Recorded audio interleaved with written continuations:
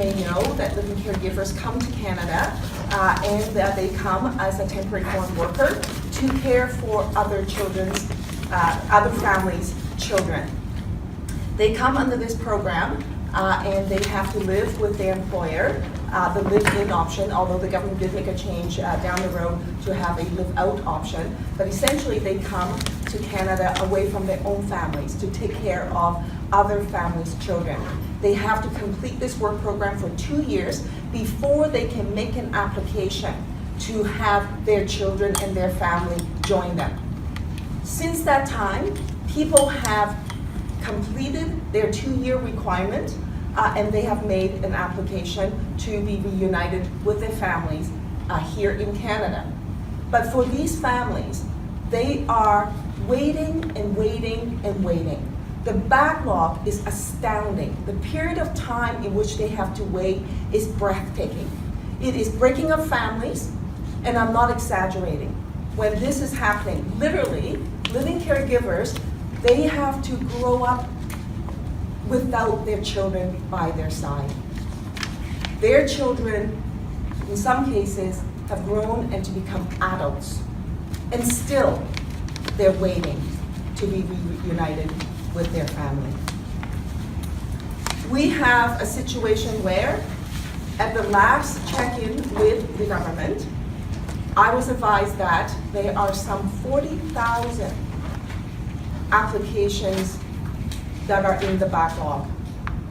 Currently, before I got on the plane and came, the wait time, the average processing time for the living caregivers is 53 months. That, in addition to the 2-year requirement to which they have to complete before they even make an application, you're looking at a minimum upwards of 6.5 years before living caregivers can reunite with their own family members. To me, it is absolutely inhumane. It is disgusting to me, frankly, that we would have someone come to take care of our own children and then have them to be separated from their own. And I'm not talking about separation for a year. Even then, that is a bit too much. We're talking about years. In some cases, is more than a decade. You have to ask that question. How is that okay for Canada to have these policies in place? I am calling on the government to do 5 things. 1, to bring forward a special measure so that we can process these applications and fast track them in the system. The processing time should not be any longer than 1 year, in my view. That should be the standard for processing of applications. When I say a special measure, what does that mean? It means that the government need to put in the resources in terms of staffing to process the applications.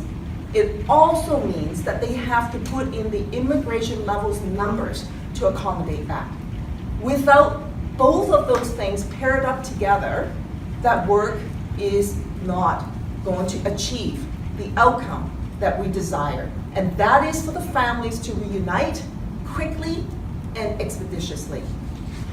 The second thing that I'm calling for is the processing standard.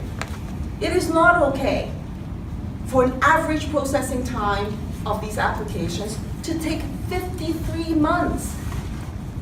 Under no standard should this be acceptable, but yet somehow it is for living caregivers and their families. Somehow their worth is less.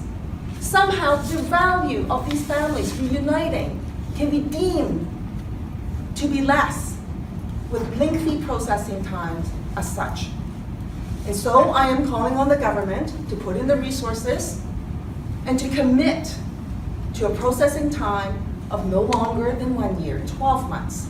That's the standard that the government has set for spousal sponsorships. And I understand, of course, spouse should be reunited quickly and expeditiously and should not be delayed. So too should family reunification. Families deserve better than 53 months processing time. The other issue that I'm calling for the government to act on is around medical examination.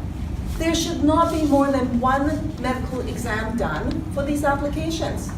Right now, because of the lengthy delay, people have to do multiple medical exams. And every time you do one, it costs money. Let's be clear. And they have to do multiple medical exams, not because of their own fault, but because of the government's fault in their inability to process these cases in a timely fashion. And you will hear in a minute from Jocelyn, her whole family situation, how they have had to do multiple medical exams. And every time they have to do one, let's just be clear, it costs them and sets them back $1,000. Money that they cannot afford to put into that process. Money that they should be investing in their own families, in support of their own family members.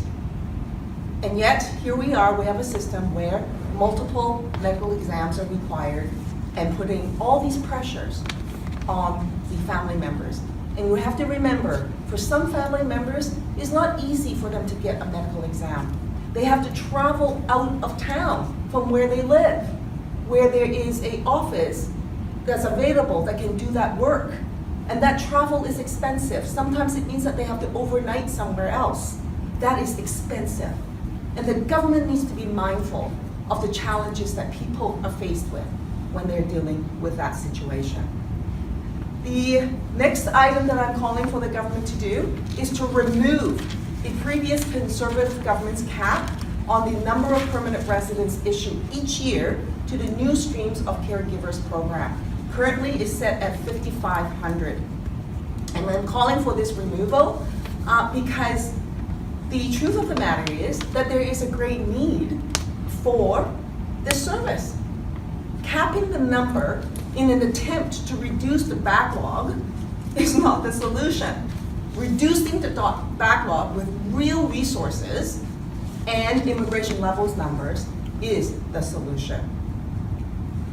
The other thing that the previous government had put in is a permanent residency requirement of 1 year of post-secondary education. And I think that too should be eliminated. And this has not been dealt with by the current government, and that should be eliminated as well. And last but not least, going forward, what do we learn from these experiences? What have we learned from these experiences? And for me,